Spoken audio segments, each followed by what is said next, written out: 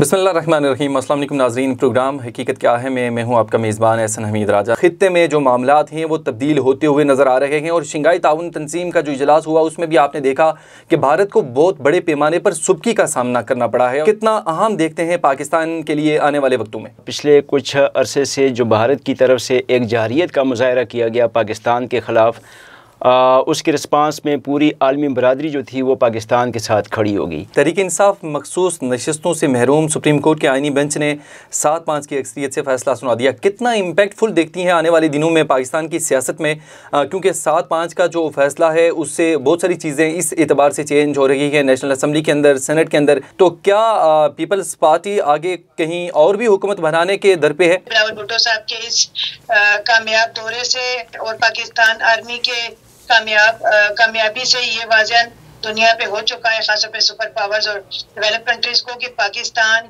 इस खित्ते में कमज़ोर मुल्क नहीं है।